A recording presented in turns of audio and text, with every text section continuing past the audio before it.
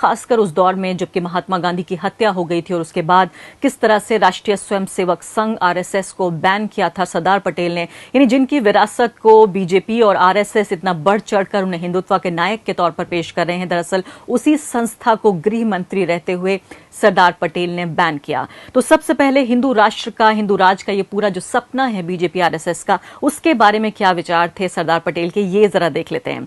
सरदार पटेल ने फरवरी 1949 में हिंदू राज यानी कि हिंदू राष्ट्र की चर्चा को एक पागलपन भरा विचार बताया और 1950 में उन्होंने जो ऑडियंस था उनके सामने उसको संबोधित करते हुए उन्होंने कहा कि हमारा एक धर्मनिरपेक्ष राज्य है, यहाँ हर एक मुसलमान को ये महसूस होना चाहिए कि वो भारत का नागरिक है और भारतीय होने के नाते उसका समान अधिकार है।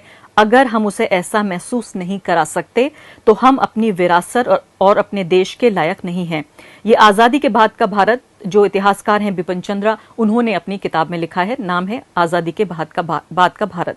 दूसरी अहम बात कि सरदार पटेल ने जब प्रतिबंध लगाया, प्रतिबंध लगाते वक्त आरएसएस पर उन्होंने गोलवलकर को सितंबर के महीने में एक पत्र लिखा। उसमें क्या लिखा कि आखिर वो क्यों बैन कर रहे हैं आरएसएस को।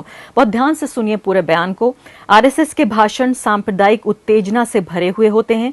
देश को इस जहर का अंतिम नतीजा महात्मा गांधी की बेशकीमती जिंदगी की शहादत के तौर पर भुगतना पड़ा है।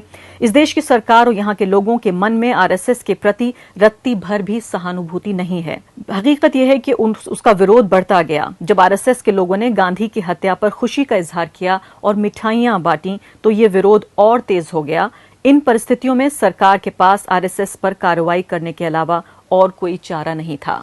और आप ये सोचिए कि ये बैन, जो प्रतिबंध था, वो भी तब हटा जबकि आरएसएस ने एक रिटन अंडरटेकिंग दिया कि वो किस तरह से किसी भी राजनीतिक गतिविधि में हिस्सा नहीं लेगी, पूरे तरीके से कल्चरल जो है ऑर्गेनाइजेशन बन के रहेगी।